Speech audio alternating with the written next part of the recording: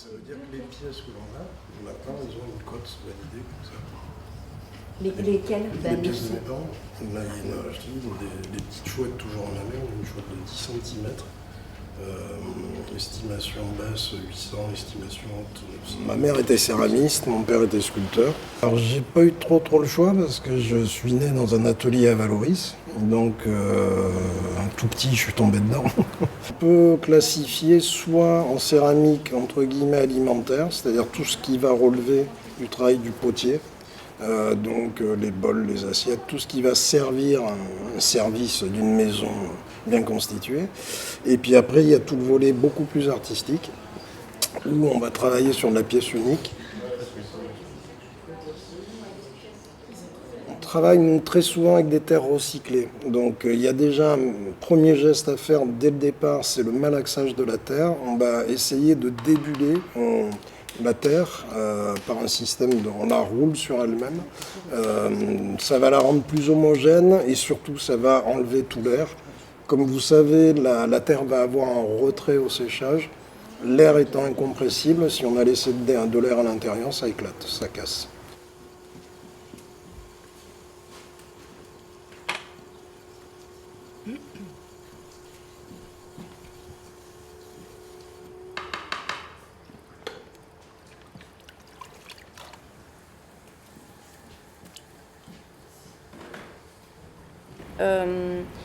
Moi, ça m'a permis de me concentrer, de me recentrer. Parce que je suis assez... Enfin, j'aime bien faire plein de choses. Et au final, quand je suis sur le tour, notamment au tour, hein, vraiment, ça me concentre et ça me canalise. Pardon? C'est agréable d'avoir un droit de terre un peu plus élevé.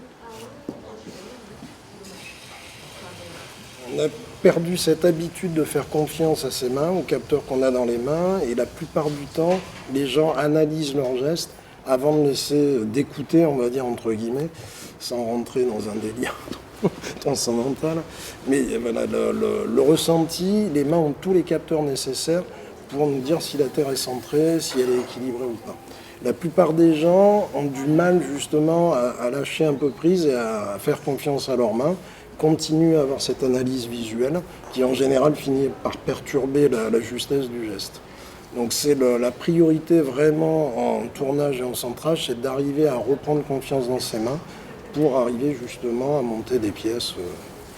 La grosse différence dans l'apprentissage, elle est là. Soit les gens captent très vite cette notion, et à ce moment-là, ils peuvent progresser assez rapidement, soit ils mettent un petit peu plus de temps à lâcher prise. Après, ce qui est aussi intéressant, c'est que c'est la matière.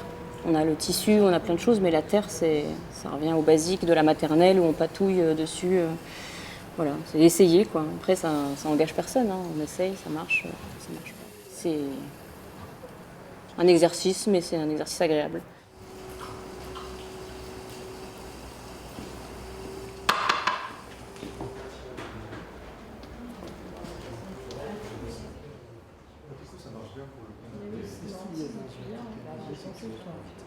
Là, tu as